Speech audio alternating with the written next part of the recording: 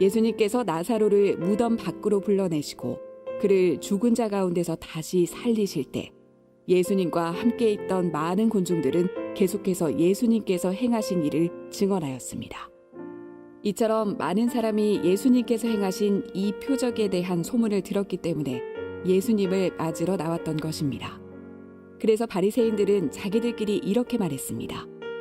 보시다시피 우리 계획은 하나도 성공을 거두지 못했습니다. 온 세상이 저 사람을 따르고 있지 않습니까? 유월절에 예배드리기 위해 예루살렘에 온 사람들 중에 그리스 사람들이 덜어 있었습니다. 이 사람들이 갈릴리 벳세다 출신인 빌립에게 와서 요청했습니다. 선생님, 우리가 예수님을 뵙고 싶습니다. 빌립이 안드레에게 가서 말하였고 안드레와 빌립은 다시 예수님께 그 말을 전했습니다. 예수님께서 그들에게 대답하셨습니다. 인자가 영광을 받을 때가 왔다. 내가 너희에게 진리를 말한다. 밀알이 땅에 떨어져 죽지 않으면 한 알 그대로 있지만 죽으면 많은 열매를 맺는 법이다. 자기 목숨을 사랑하는 사람은 목숨을 잃을 것이지만 이 세상에서 자기 목숨을 미워하는 사람은 영원히 목숨을 보존할 것이다. 누구든지 나를 섬기려면 나를 따르라. 내가 있는 곳에 나를 섬기는 사람도 있을 것이다. 나를 섬기는 사람은 내 아버지께서 높이실 것이다. 자, 우리 가슴에 손을 얹고 믿음을 고백하고 오늘 하나님께서 주시는 말씀 받을게요. 제가 먼저 고백하겠습니다. 하나님은 나를 사랑하십니다. 나는 그 사랑 안에 있습니다. 하나님은 오늘 나에게 말씀하실 것입니다. 그 말씀에 능력이 있습니다. 그 말씀에 생명이 있습니다. 나의 마음을 하나님께 열겠습니다. 나의 생각을 예수님께 집중하겠습니다. 들은 만큼 변합니다. 들은 만큼 행복해집니다.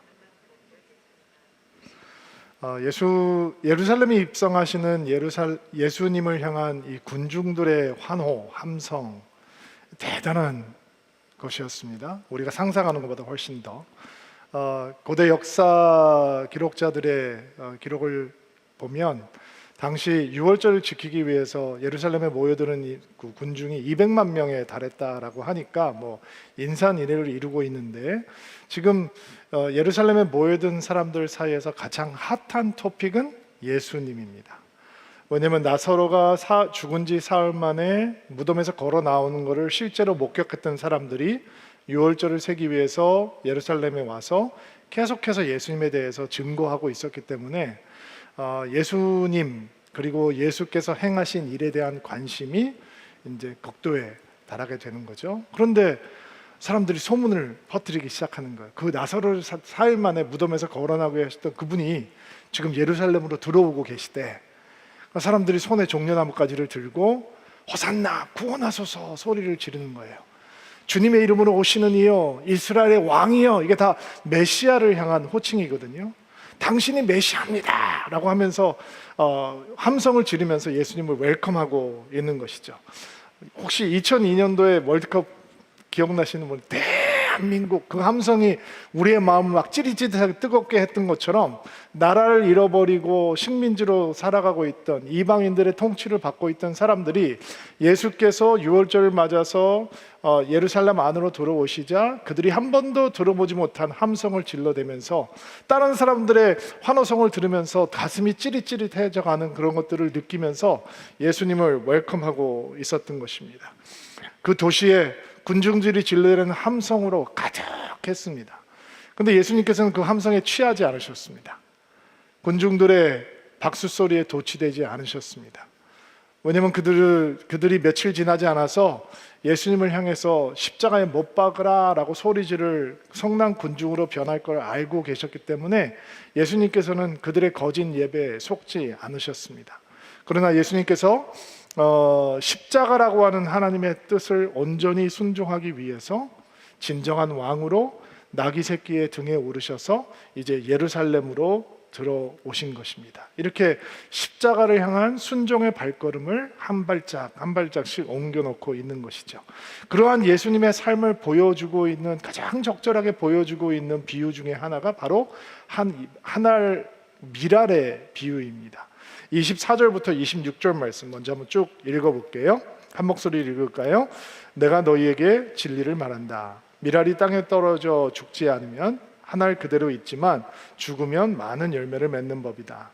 자기 목숨을 사랑하는 사람은 목숨을 잃을 것이지만 이 세상에서 자기 목숨을 미워하는 사람은 영원히 목숨을 보존할 것이다. 누구든지 나를 섬기려면 나를 따르라. 내가 있는 곳에 나를 섬기는 사람도 있을 것이다. 나를 섬기는 사람은 내 아버지께서 높이실 것이다. 자, 하늘의 밀알 비유를 통해서 주님께서 우리에게 가르쳐 주시기 원하는 믿음을 좀 배워보려고 하는데요. 그 믿음을 세 가지 키워드를 통해서 제가 먼저 설명을 좀 해보겠습니다. 첫 번째 키워드는 반전이라고 하는 키워드예요. 믿음은 반전을 담고 있다. 하나님께서 우리에게 가르쳐 주시는 믿음은 반전의 믿음이다라는 거예요. 두 번째는 분별, 구별이라고 하는 키워드예요. 믿음이라고 하는 것은 미움의 대상과 사랑의 대상을 분명하게 분별하는 것이다. 세 번째는 친밀, 연합이라고 하는 키워드예요. 믿음이 뭐냐? 하나님과 친해지는 것이다. 예수님과 친밀해지는 것이다. 하나씩 우리 다시 한번 살펴보면서 오늘 말씀을 나누도록 하겠습니다. 24절 말씀을 보니까 밀알이 땅에 떨어져 죽지 않으면 한 알 그대로 있지만 죽으면 많은 열매를 맺는 법이다. 이렇게 말씀을 하셨어요. 한 알의 밀알이 땅에 떨어져 있으면 아무 일도 생기지 않는다는 거예요. 죽어야 이 열매가 맺힌다라는 거예요. 여기서 얘기하고 있는 하나님의 밀알은 누구를 보여주고 있는 거예요? 예수 그리스도를 보여주고 있는 거죠. 예수께서 십자가에 죽으시지 않으면 어떤 일도 생기지 않는다는 거예요. 근데 예수께서 십자가에 죽으시면 생명의 역사가, 구원의 역사가, 하나님의 위대한 구원의 행진이 계속될 수 있다라는 것입니다. 반전이라고 하는 건 눈에 보여지는 방향이 아닌 전혀 다른 방향으로 일이 진행될 때 반전이다라고 이 표현을 하잖아요. 자, 밀알을 다시 한번 생각해 보세요. 밀알 안에 생명이 있어요. 씨눈이 있으니까 밀알이 생명이 있다고요. 근데 땅에 떨어져요. 살아있는 거예요. 생명체를 품고 있단 말이에요. 근데 거기에는 아무런 일이 생기지 않는 거예요. 밀알이 생명을 낳으려면 그 생명이 죽어야 되는 거란 말이에요. 이게 믿음의 반전이에요. 이게 믿음이 없으면 이 반전을 은혜라고 받아들이지 않고 축복이라고 생각하지 않는단 말이에요. 어떻게 죽음이 축복이라고 받아들일 수 있겠어요? 어떻게 죽음을 하나님의 은총이다라고 생각을 할 수 있겠어요? 그런데 예수님을 보시면 예수님께서 이 땅에 오셔서 죽지 않으시면 아무런 일도 생길 수 없는 거예요. 예수께서 죽지 않으시면 죄의 권세도 무너지지 않고 구원의 역사도 시작되지 않아요. 예수께서 살아계시면 죄인들이 구원받는 역사는 시작될 수 없단 말이에요. 근데 예수께서 죽으시면 하나님 밀알이 되셔서 예수께서 십자가에 달려 죽는 순간 죄의 권세는 깨어지고 구원이 열리고 새로운 영생이 시작되는 역사가 진행이 된단 말이죠. 그러니까 믿음이 없으면 이런 믿음 속에 숨겨져 있는 반전은 그냥 말장난에 불과한 거예요. 근데 우리가 그 믿음의 은혜를 믿으면, 하나님의 은혜를 받아들이면, 그러면 우리는 사람 눈에 보기에는 어리석은 선택을 기쁘게 할 수 있는 거예요. 예수께서 살려고 애쓰지 않고 십자가를 지기 위해서 예루살렘을 들어가시잖아요. 예루살렘에 들어가면 잡혀서 죽을 거를 뻔히 예고하셨음에도 불구하고 당당히 걸어 들어가시거든요. 왜냐하면 그 선택에는 반전이 있기 때문이에요. 예수께서 죽으시면 영원한 생명이 시작되는 것이고 구원이 시작되는 것이고 죄의 권세가 깨어지기 때문에 예수께서는 죽기를 선택하실 수 있는 거예요. 그러니까 믿음은 이런 반전을 기대하고 선택하는 거예요. 우리가 왜 포기하기를 선택할 수 있어요? 우리가 포기하고 희생하고 놓으면 하나님의 부요함이 우리에게 주어질 수 있기 때문이에요. 우리가 왜 낮은 자리를 선택할 수 있나요? 우리가 낮아지기를 선택하면 주님께서 존귀하게 하시는 반전이 기다리고 있기 때문이에요. 우리가 나중되기를 왜 선택할 수 있느냐? 주께서 우리를 먼저 되게 하실 거라고 하는 반전이 기다리고 있기 때문이에요. 우리가 왜 애통하고 슬퍼하기를 기뻐할 수 있는가? 왜냐면 그래야 진짜 기쁨이 우리에게 주어질 수 있다라고 하는 반전이 있기 때문이에요. 왜 우리는 마음이 마음이 가난한 자 되기를 기뻐하며 선택할 수 있는가? 그래야 참된 만족이 주어지기 때문이에요. 그게 반전이죠. 믿음의 반전이에요. 포기하면 얻을 것이고, 놓으면 얻을 것이고, 낮아지면 높아질 것이고, 슬퍼하면 기뻐할 것이고, 내려놓으면 참 만족을 얻게 될 것이고, 이게 믿음의 사람들만이 누릴 수 있는 반전의 법칙이라는 거예요. 미랄이 살아있으면 아무 일도 생기지 않아요. 근데 미랄이 죽이면 생명의 열매가 맺히기 시작하는 거예요. 이런 믿음의 반전을 붙드는 믿음을 가지려면 두 가지 사실을 잊지 말고 기억해야 돼요. 첫째는 자금에 실망하지 않아야 돼요. 두 번째는 증식의 엄청난 은혜를 기억해야 해요. 오늘 읽었던 본문을 보면 그리스 사람 몇 사람이 예수께 나와서 예수님을 만나기 원합니다 라고 얘기하는 장면이 나와요. 유대교의 유대 랍비들은 이방 사람들과 만나서 교제하지 않았어요. 그들은 이방 사람들을 굉장히 하찮게 여기고 부정하다고 생각했기 때문에 이방인들과 교제하지 않았어요. 그런데 이 그리스 사람들도 헬라 사람들도 예루살렘의 절기를 지키러 온 사람들이니까 둘 중에 하나겠죠. 사도행전에 보면 하나님을 경외하는 이방인들의 이야기가 등장을 하는데 God fear라고 얘기를 하는데 유대교로 개종을 하지 않았지만 안식일을 지키는, 그리고 성경을 배우려고 하는 그런 경건한 마음을 가지고 있던 하나님을 경외하는 무리의 사람들일 수도 있고, 또 이방인이지만 유대교로 개종을 해서 유대교를 믿고 있는 사람이다라고 생각을 해볼 수도 있겠죠. 성전에 이방인들이 모여있는 뜰이 있었으니까 그들도 제물을 드리기 위해서 예루살렘을 방문했을 것이다 라고 우리가 추측을 해볼 수 있어요. 근데 그들이 함성을 듣는단 말이에요. 군중의 함성을, 호산나 구원하소서, 주님의 이름으로 오시는 이여 이스라엘의 왕이야 하고 막 한 번도 들어보지 못한 엄청난 함성을 듣고 나귀 새끼에 오르셔서 그 군중들의 환호 속에서 예루살렘으로 들어오시는 예수님을 보고, 나사로를 사흘 만에 죽은 자 가운데서 인도에 끌어내신 그 살리신 그 예수님이구나, 그 예수님을 만나기 위해서 이제 찾아오는 거예요. 근데 흥미로운 사실은 빌립한테 가서 예수님을 좀 만나게 해달라고 요청을 하는 거죠. 왜 하필이면 빌립이었을까? 왜냐하면 이 빌립이라고 하는 이름이 헬라식 이름이에요. 그러니까 아마 그 유대인들이 이방 사람들과 교제를 하지 않으니까 빌립은 이제 헬라 사람들을 향해서 좀 마음이 열려 있는 사람이었을 것이다 라고 생각을 하고 빌립에게 먼저 다가갔던 것 같아요.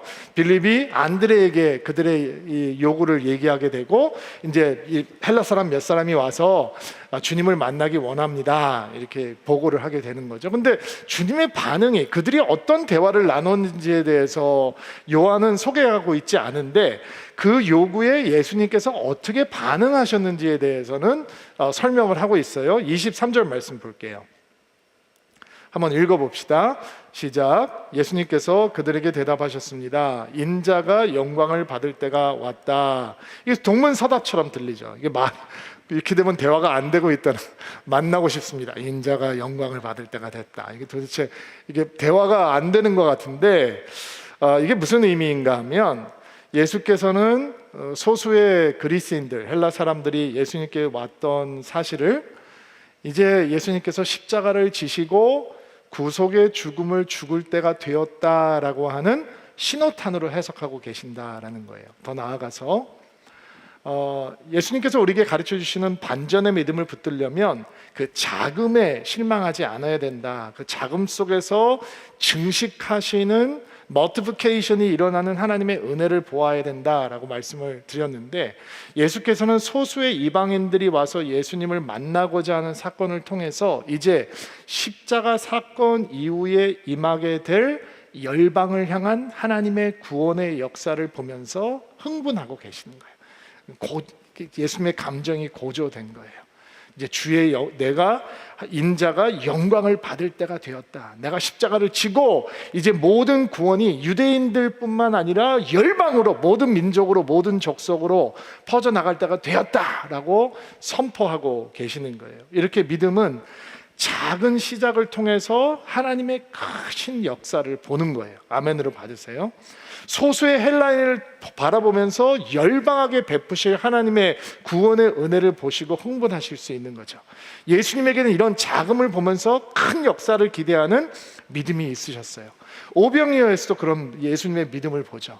우리가 요한복음 6장을 몇 주 동안 묵상하면서 나누었던 이야기인데, 제자들은 모여있는 군중을 보면서 어떤 세계관을 가지고 있어요? 결핍의 세계관이죠. 우리는 뭐 부족한 거예요. 먹일 수가 없어요. 빨리 마을로 보내야 되고, 돈이라도 있으면 좀 먹여볼 텐데 200데나리나 있었지 조금씩 먹을 텐데 안 되니까 빨리 흩어버려야 된다라고 하는 게 그들의 세계관이었어. 근데 예수님께서는 작은 것을 통해서 역사하시는 하나님의 풍요의 세계관 속에 계시는 분이시니까 너희들이 먹을 것을 주어라 라고 제자들에게 말씀하세요.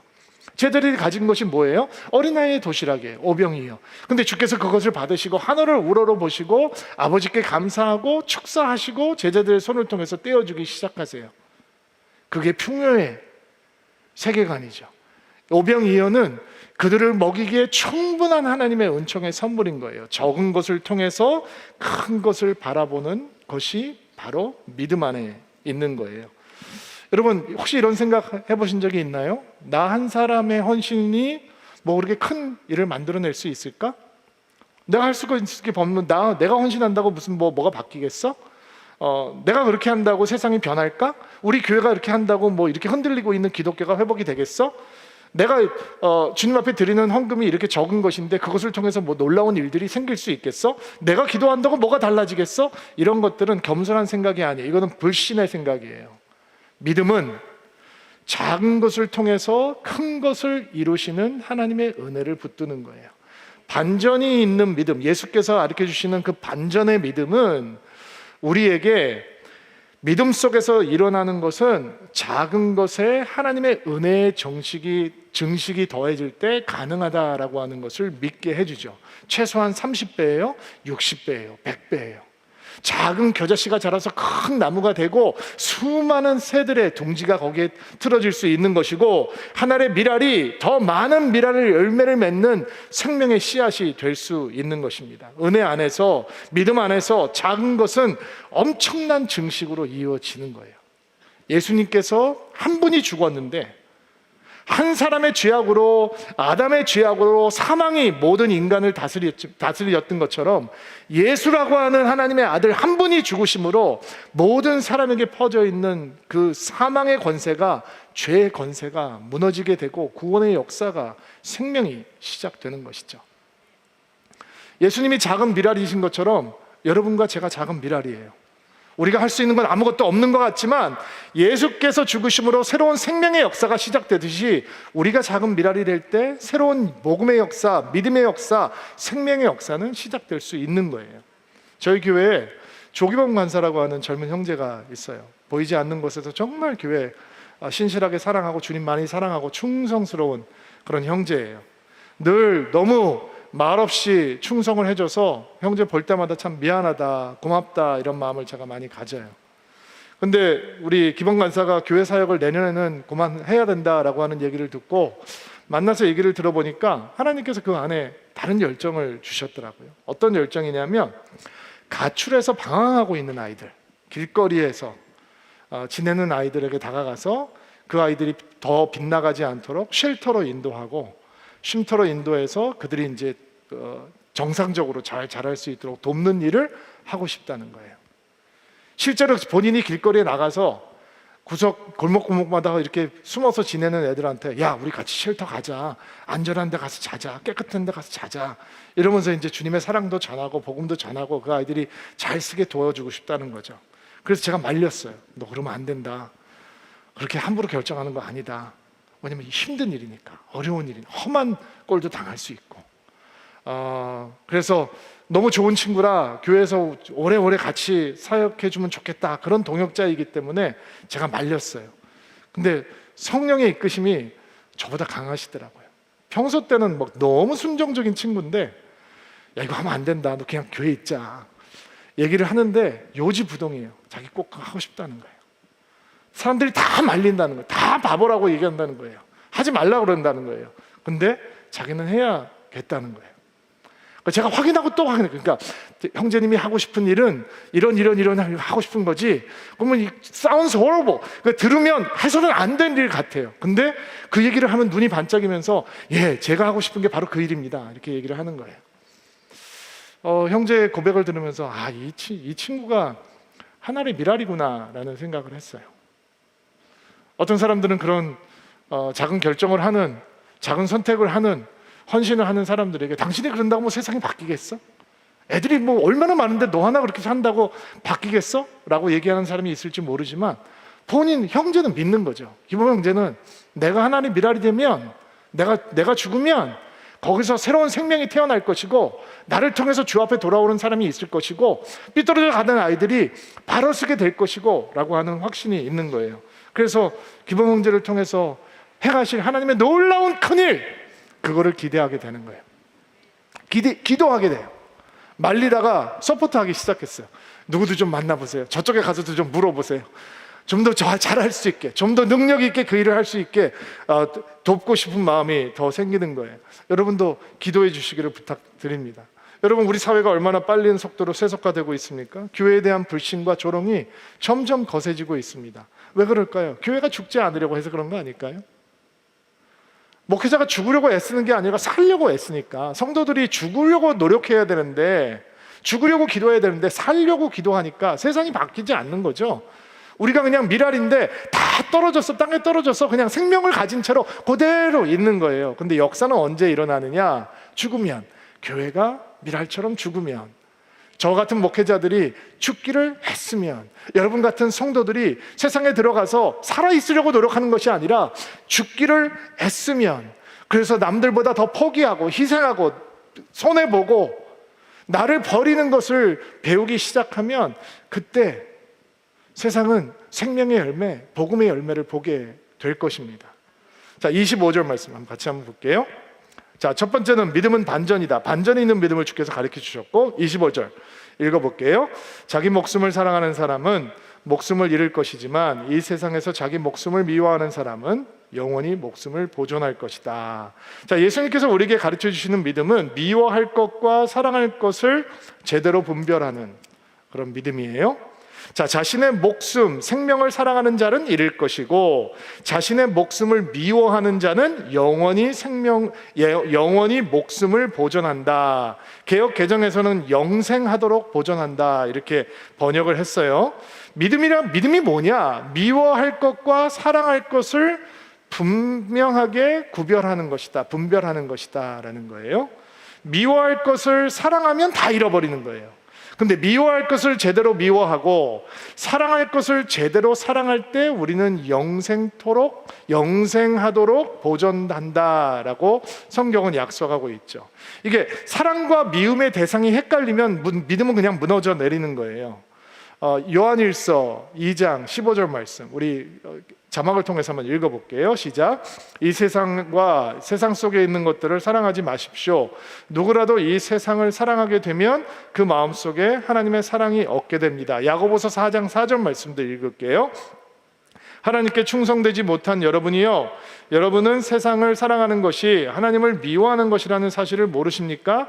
만일 세상과 벗하고 싶은 사람이 있다면 그는 스스로 하나님과 원수가 될 것입니다. 세상과 사랑에 빠진 사람, 세상 속에 있는 것들을 사랑의 대상으로 삼은 사람은 스스로 하나님의 원수의 자리에 앉은 사람이다. 스스로 하나님을 미워하는 사람이다. 그러므로 그 안에 하나님의 사랑이 없다라고 얘기를 하는 거죠. 왜냐하면 세상을 향한 사랑이 하나님을 향한 사랑을 몰아냈기 때문이란 말이에요. 여러분, 사도 바울이 선교 사역을 하다가 첫 번째 감옥에 갇히게 되는데, 감옥에 갇혀서 쓰는 편지가 네 편지가 있는데, 에베소에 썼던 편지, 그 다음에 빌립보 교회를 향해서 썼던 편지, 골로새에 있는 교회를 향해서 썼던 편지, 그리고 네 번째가 빌레몬이라고 하는 믿음의 형제에게 쓴 편지 네 통을 옥중 서신이라고 얘기해요. 거기에 보면 바울의 동역자들의 이름들이 등장을 하고, 그리고 너무 든든한 동역자이기 때문에 나와 함께 교회에 안부를 전한다라고 하는 대상들로 등장하는 이름들이 있거든요. 자, 골로새서 4장 14절 말씀 한번 볼게요. 읽어주세요. 시작. 데마와 의사인 우리 친구 누가도 여러분에게 안부를 전합니다. 빌레몬서 24절. 또한 마가, 아리스다고, 데마, 누가도 안부를 전합니다. 이들은 나의 동역자들입니다. 자, 사도 바울에게 너무 중요한 동역자일 뿐만 아니라 그 교회들을 위해서 신실하게 기도하고 있는 사람이었기 때문에 안부를 전하는 사람의 이름에 등장을 했을 거 아니에요. 여기 두 구절에 공통적으로 등장하고 있는 두 이름은 누가라고 하는 이름과 데마라고 하는 이름이에요. 그러니까 사도 바울이 너무 든든하게 생각하는 동역자였죠. 사도 바울이 늙어서 두 번째 감옥에 들어가게 되는데, 감옥에 들어가서 썼던 마지막 편지가 디모데후서예요. 디모데후서에도 데마의 이름과 누가의 이름이 등장을 해요. 디모데후서 4장 10절로 11절 말씀 읽어볼게요. 시작. 데마는 이 세상을 너무 사랑하여 나를 버리고 데살로니가로 갔습니다. 그레스게는 달라디아로 떠났고 디도도 달마디아로 가버렸습니다. 누가만이 내 곁에 남아있는 유일한 사람입니다. 그대가 올 때 마가도 같이 데려왔으면 좋겠습니다. 지금 그의 도움이 필요합니다. 자, 누가는 여전히 사도 바울 옆에 있는데 데마는 뭐라고 그랬어요?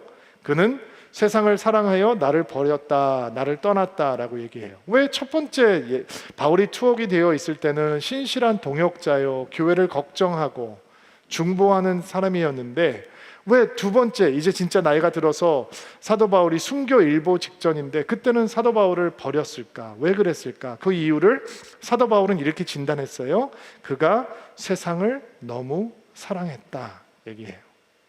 세상을 너무 사랑해서 복음을 전하는 자리, 주님을 사랑하는 자리, 복음의 동역자가 되는 자리를 버렸다라고 하는 거죠. 여러분, 당시 선교 현장이라고 하는 것은 굉장히 힘들고 어려운 곳이에요. 가는 곳마다 거절당하고 핍박당하고 매맞고, 배를 타면 파선하고, 육지를 가면 강도의 위험을 당하고, 얼마나 힘든 여정인지 몰라요. 그게 즐거운 사람은 없겠죠. 그러나 주님을 사랑하는 마음으로, 복음이 생명이니까 그 사명을 신실하게 감당을 했던 거예요. 그런데 어느 순간부터 데마의 마음속에 다른 사랑이 들어오기 시작해요. 세상을 향한 사랑, 세상의 것들을 향한 사랑. 이제 견딜 수가 없는 거예요. 그 사랑이 들어오고 나니까 힘든 거, 어려운 거 감당하기 싫은 거예요. 편한 게 좋은 거예요. 즐기고 싶은 게 너무 많은 거예요. 하고 싶은 게 너무 많아져 버린 거예요. 그리고 그 사랑이 자라니까 바울도 버리고 주님도 떠나고 믿음도 내려놓고 세상을 향해 달려가는 것입니다. 여러분, 믿음은 사랑을 빼앗기지 않으려고 하는 치열한 싸움입니다. 기억하셔야 합니다.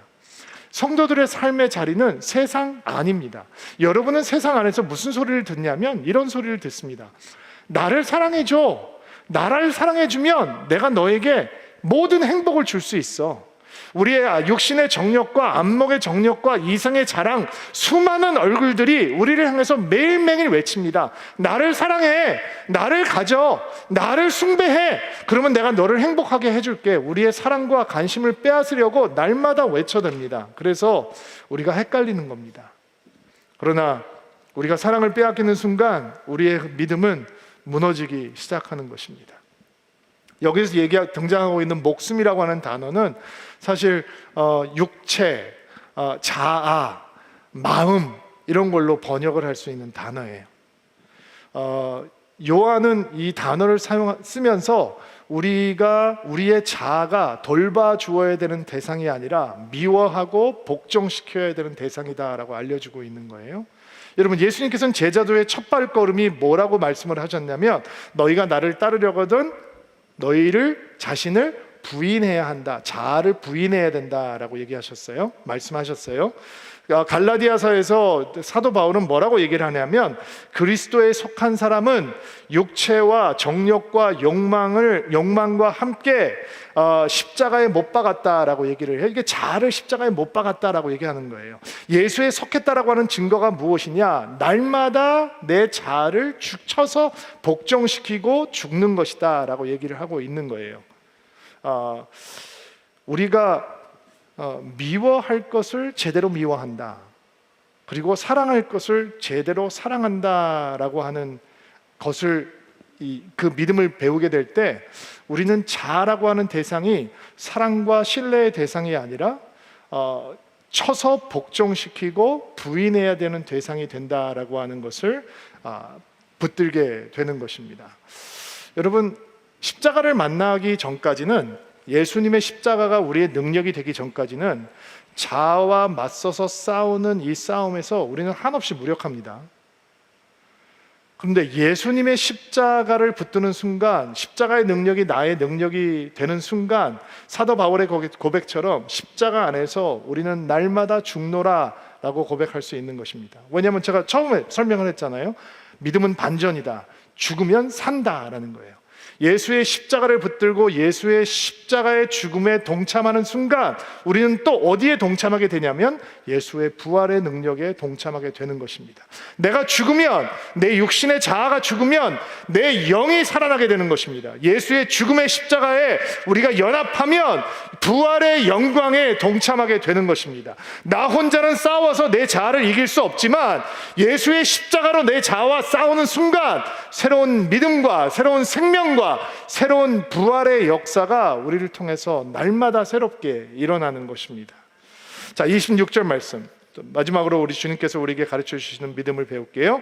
26절 말씀 보겠습니다. 시작. 누구든지 나를 섬기려면 나를 따르라. 내가 있는 곳에 나를 섬기는 사람도 있을 것이다. 나를 섬기는 사람은 내 아버지께서 높이실 것이다. 자, 우리가 주목해야 되는 말씀은 먼저 내가 있는 곳에 나를 섬기는 사람도 있을 것이다. 내가 있는 곳에 너도 있을 것이다 라고 하는 표현이에요. 이게 친밀의 언어죠. 연합의 언어예요. 나 있는 곳에 너도 있을 것이다. 우리가 함께 있을 것이다. 이게 연합이고 주님께서 원하시는 친밀이에요. 믿음이 뭐냐? 이렇게 주님과 친해지는 거예요. 지금 엄청난 군중들이 예수님을 향해서 환호성을 지르고 있지만 그들은 예수님과 친밀하지 않아요. 적당한 거리를 유지하고 있는 거예요. 그러나 예수께서 원하시는 믿음의 모습은 그냥 적당한 거리를 두고 군중으로 예수님을 따라가는 삶이 아니에요. 나를 섬기고 따르는 자라고 주님께서 말씀하셨죠. 이 섬긴다라고 하는 단어는 어떤 단어이냐면 먼지를 뒤집어 쓰고 일하고 있는 종의 모습을 보여주는 단어예요. 그러니까 이 단어는 주님을 그냥 따라다니는 적당한 거리를 유지하고 있는 군중이 아니라 주님 앞에 헌신하고 주님 앞에 마음을 드리고 주님 앞에 사랑을 드리고 주님 앞에 이 자기 모든 것을 바침으로 제자가 되기를 원하는 모습을 보여주고 있는 거죠. 여러분, 환호하는 군중은 다른 사람들의 군중의 소리에 만족합니다. 그러나 주님을 따라가는 제자들은 주님과 친밀히 이루어지지 않으면 진짜로 만족할 수 없는 겁니다. 제자라고 하는 단어 자체가 그 스승의 발에서 떨어지는 먼지를 뒤집어 쓴다라고 하는 표현이거든요. 그렇게 가까이 있어야 되는 존재인 거예요. 믿음이 뭐냐? 예수님과 적당한 거리를 유지하는 게 아니라 믿음은 주님과 한없이 가까워지려고 몸부림치는 게 믿음이란 말이에요. 왜? 주께서 그렇게 우리와 친밀하기 위해서 하늘을 버리시고 이 땅 가운데 오시니까. 우리가 그분과 친해질 수 있도록 그분은 육신의 몸을 입으시고 종의 형체를 가지시고 우리 곁으로 오셨으니까. 우리를 잠시 신방하고 돌아가시는 것이 아니라 우리 가운데 거하셨으니까. 주님과 친밀해질 수 있는 게 믿음의 축복인 거죠. 누가복음 15장에 보면 두 아들의 이야기가 나오죠. 우리가 좀 잘 알고 있는 탕자의 비유의 이야기예요. 작은 아들이 아버지의 유산을 가져다가 먼 나라에 가서 창기들과 함께 그것을 방탕하게 다 씁니다. 거지가 되어서 먹을 것이 없고 누더기 옷을 입고 아버지 집으로 돌아오는데 아버지가 아들을 보고 멀리서 있는 아들을 보고 뛰어가서 데리고 와서 새 옷 입혀주고 가락지 끼워주고 그 다음에 송아지 잡아서 잔치를 벌입니다. 아들이 죽은 줄 알았는데 돌아왔으니 너무 기쁜 거죠. 근데 하루 종일 들에서 일을 하던 큰 아들이 돌아왔는데 집에서 음악 소리가 들린단 말이에요. 하인들에게 무슨 소리냐 물어보니까 둘째 아들이 돌아왔기 때문에 아버지께서 송아지를 잡으셨습니다. 그러면 둘째 아들이 돌아왔으니까 큰 아들 기뻐해야 되지 않겠습니까? 근데 화를 냅니다.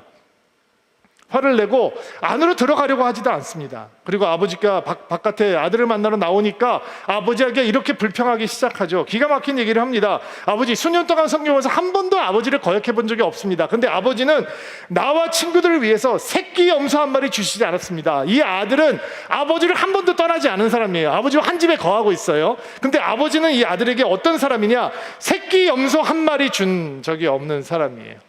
인색하죠. 이런 자린고비 같은 아버지가 어디 있어요? 근데 아버지는 아들을 향해서 어떤 마음을 가지고 있는가? 누가복음 15장 31절 말씀 한번 읽어보세요. 시작. 아버지가 그에게 말했다. 아들아, 너는 언제나 나와 함께 있었으니 내가 가진 모든 것이 내 것이 아니냐. 아버지는 아들을 어떻게 보고 있는가? 너는 항상 나와 함께 있었다. 그러므로 내가 가지고 있는 모든 것은 너의 것이다. 이렇게 얘기를 하고 있어요. 아버지를 몰라도 너무 모르죠. 큰아들에게 아버지는 새끼 염소 한 마리 준 적 없는 아주 몹쓸 아버지인 것이고, 아버지는 큰아들을 바라보면서 어떤 생각을 하냐면, 너는 나와 항상 함께 있구나. 내가 가지고 있는 것이 다 내 것이다. 여러분, 믿음은 주님을 제대로 아는 겁니다. 제대로 알아야 제대로 사랑할 수 있으니까.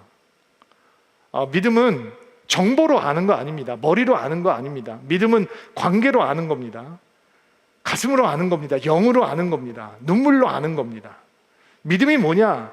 주님과 친해지기 위해서 갈급해지는 게 믿음입니다. 더 친밀해지려고 주님을 향해서 한 발짝이라도 더 가려고 몸부림치는 게 믿음입니다. 여러분, 믿음은 주님과 친밀해지기 위해서 회개하며 애통하며 눈물 흘리기를 힘쓰는 것입니다. 믿음은 주님을 더 친밀하게 알기 위해서 죄를 멀리 하겠다라고 결단하고 또 결단하고 또 결단하는 것이 믿음입니다. 주님을 더 깊게 알고 싶어서 기도의 자리로 깊게 들어가는 것이 믿음입니다. 믿음은 자기를 돌아보기를 멈추지 않는 것이 믿음입니다. 그래야 주님 제대로 알 수 있으니까, 친해질 수 있으니까. 믿음은 주님과 친밀해지기 위해서 세상을 기웃거리는 헛된 노력을 멈추는 것을 믿음이라고 합니다. 주님을 더 알고 싶어서 나이도 있고 직분도 잊어버리고 신앙의 연륜도 있고 가난한 마음으로 주 앞에 다가가기 위해서 애쓰고 땀 흘리고 눈물 흘리는 게, 그게 믿음이란 말입니다. 믿음은 친밀한 겁니다.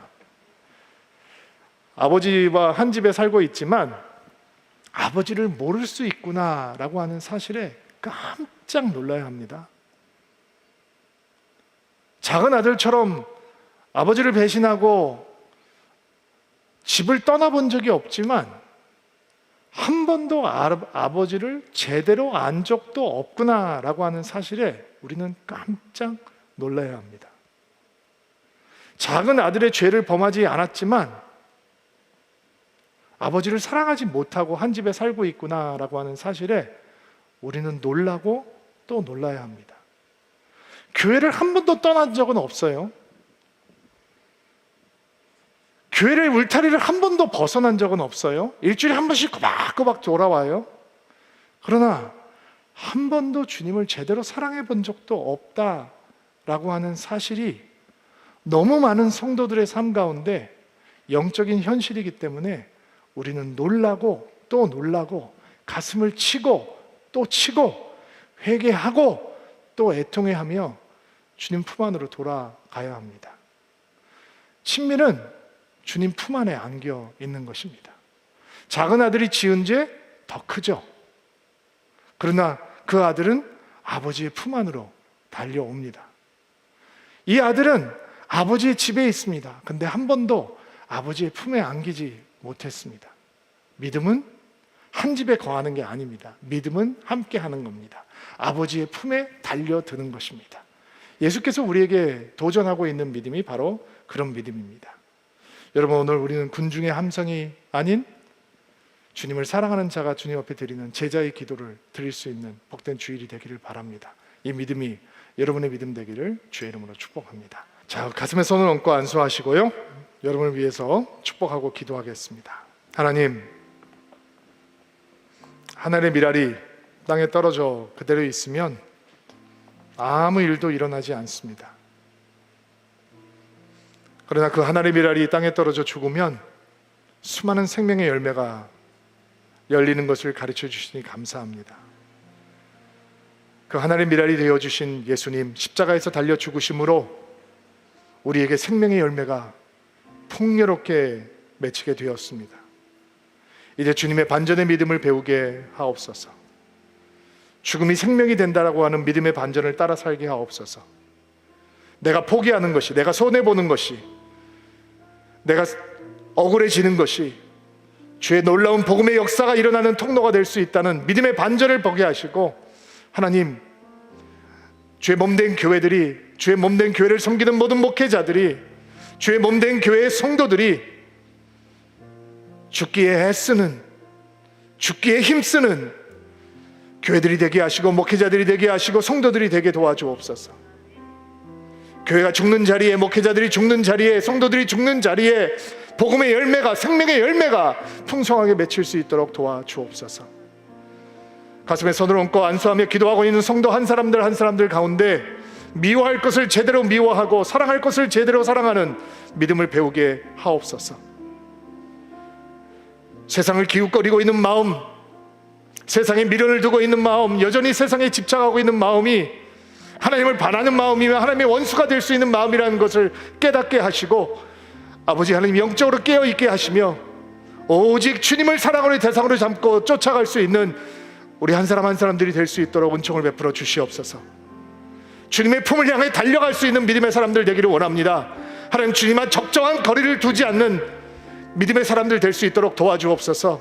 나 있는 곳에 너희도 함께 있겠다라고 하신 주님의 약속 붙들고 주님 품 안에 안겨서 주님과 친밀한 연합을 누리며 머리로 알고 지식으로 아는 하나님이 아니라 관계로, 마음으로, 눈물로, 가슴으로 아는 하나님이 될 수 있도록 은총을 베풀어 주시옵소서. 내가 너를 알지 못하노라, 그 말을 주님의 입술을 통해서 듣는 사람들이 있는가 하면 나의 사랑하고 충성된 백성들아 라고 하는 칭찬을 듣는 사람들도 있습니다.